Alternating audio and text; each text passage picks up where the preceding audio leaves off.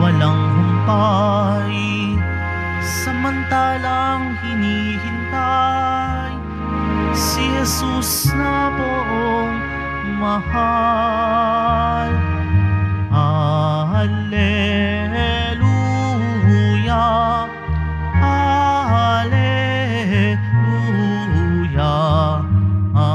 Alleluia,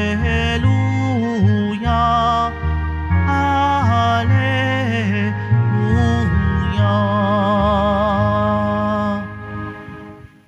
Sumainyo ang Panginoon. At sumaiyo rin. Ang mabuting balita ng Panginoon ayon kay San Lucas. Papuri sa iyo, Panginoon. Noong panahong iyon, sinabi ni Jesus sa kanyang mga alagad, "Maging handa kayo at sindihan ang inyong mga ilawan. Tumulad kayo sa mga taong naghihintay sa pag-uwi ng kanilang Panginoon mula sa kasalan, para pagdating niya ay mabuksan agad ang pinto. Mapalad ang mga alipin na abutang nagbabantay pagdating ng kanilang Panginoon. Sinasabi ko sa inyo, maghahanda siya, padudulugin sila sa hapag at maglilingkod sa kanila. Mapapalad sila kung maratnan niya silang handa, dumating man siya ng hating gabi o madaling araw siya dumating." Ang mabuting balita ng Panginoon. Pinupuri ka namin, Panginoong Heso Kristo. Magsiupo muna po ang lahat. Magandang umaga po sa inyo mga minamahal kong mga kapatid na naririto at kasama natin online, mga mahal na deboto ng Poong Jesus Nazareno. Alam niyo po mga kapatid, ang simpleng mensahe sa atin ng Panginoon sa araw na ito ay maghanda. Maghanda para sa wakas ng ating mga buhay. Maghanda ngayon na. Dahil hindi natin alam kung kailan magtatapos yung ating mga buhay. May kwento po ako sa inyo. Minsan po sa isang parokyang napuntahan ko, ay may nakakwentuhan akong mga lola, mga naglilingkod po sa parokya. Nagulat po ako sa tanong nila. May tinanong po yung isa. Ang sabi po sa akin, ano po ba yung pinakamagandang klase ng kamatayan? Nagulat ako, napatigil ako. Parang gusto kong sabihin, gusto nyo na po ba? Binigyan pa po nila ako ng mga options. Option 1 daw po ng kamatayan, na klase ng kamatayan. Una, yung payapa lamang habang natutulog.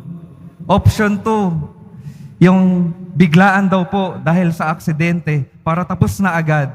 Option 3, yung magkakaroon pa daw ng sakit para may panahon pa para mapagsisihan yung mga kasalanan.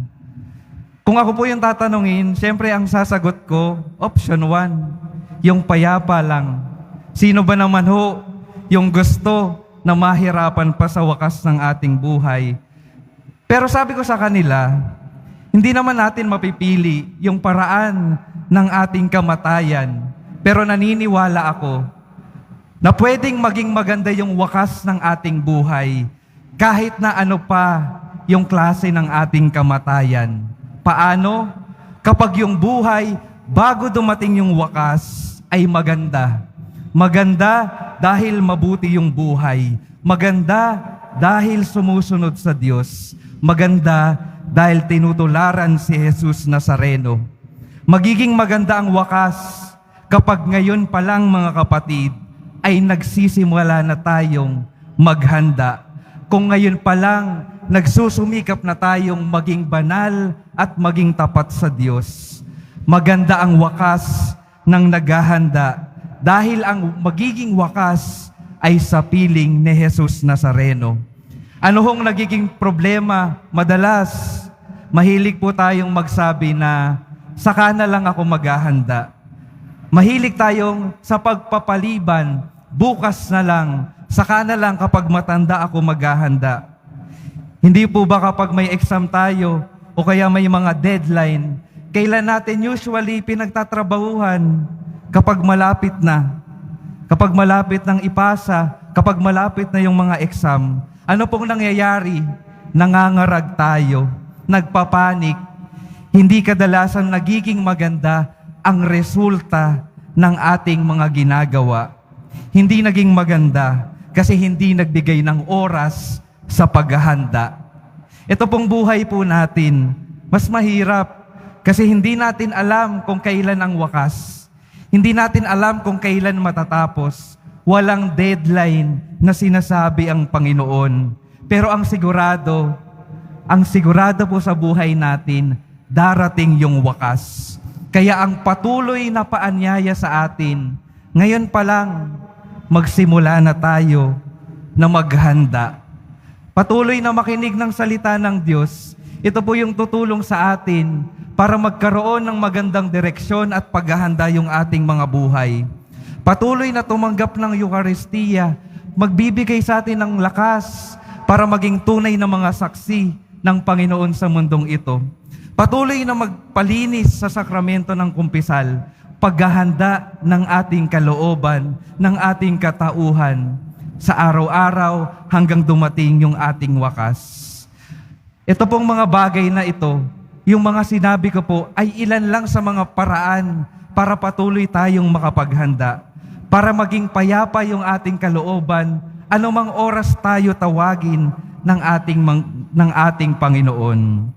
Mga kapatid, tandaan po natin, si Jesus Nazareno, naghanda na ng ating walang hanggang tahanan sa kalangitan.